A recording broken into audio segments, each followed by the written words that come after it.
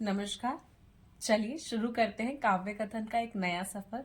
इस नए सफर में जैसा कि मैंने आप सबको बताया था कि कथन काव्य का होगा पर भावनाएं आपकी। उसके तहत मुझे काफी सारे कमेंट्स, काफी सारे डीएम्स आए। सबसे पहला टॉपिक जो मुझे मिला वो सुहानी से मिला। टॉपिक बहुत सुंदर है, टीचर और स्टूडेंट के बीच का relationship. Thank you so much Suhani, इतना सुंदर टॉपिक देने के लिए। अब इसमें एक छोटी सी बात है कि इस टॉपिक को समझने के लिए, अनुभव करने के लिए हम सबको अपने अपने स्कूल जाना होगा। फिर से एक बार खुद को बचपना याद दिलाना होगा, फिर से बच्चा बन जाना होगा। तो चलिए सब अपने अपने स्कूल होकर आते हैं। चलिए एक बार फिर अपने स्कूल जाते हैं।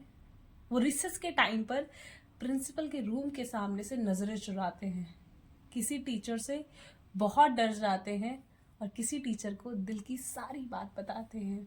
हम नटखट इतने कि कभी कभी टीचर का नाम रखते हैं और उन पे अतरंगी कविताएं बनाते हैं, पर सम्मान इतना उनका कि उनके आगे कुछ कह नहीं पाते हैं।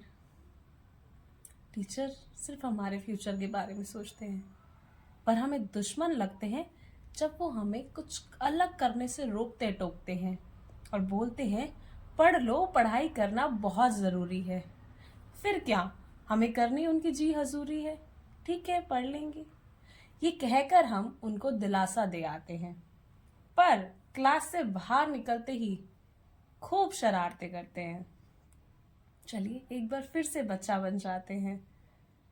आज जब बड़े हुए हैं, स्कूल लाइफ बहुत याद आती है। वो नादानियाँ दिल को बहुत सताती हैं। वो टीचर का रोकना टोकना, हर बात पे समझाना, आज पता चलता है कि हाँ, जमाना कितना चालाक है, कितना कुछ बदल गया है।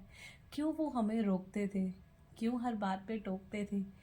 टीचर थे जो हमारे फ्यूचर के बारे में बहुत सोचते थे। आज जब बड़े हुए हैं तो याद आता है कि हाँ, सही डांटते थे। ना जाने कौन सा रिश्ता वो हमसे बांटते थे। कुछ तो था, हम नहीं जानते थे। पर हाँ, आज जब भी याद आती है वो स्कूल लाइफ, बहुत सताती है। आंखें नम हो जाती हैं और जिंदगी बस बचपना जीना चाहती है। तो चलिए एक बार फिर बच्चा बन जाते हैं। हम सब अपने अपने स्कूल होकर आते हैं। धन्यवाद। कोशिश करी लिखने की मैंने ये। मैं आशा करूंगी कि आप सबको पसंद आएगा। कल मिलेंगे एक नई भावना के साथ। दूसरा टॉपिक जो मुझे मिला था अभी नहीं बताऊंगी, इंतजार कीजिए, कल ही पता चलेगा। नमस्कार।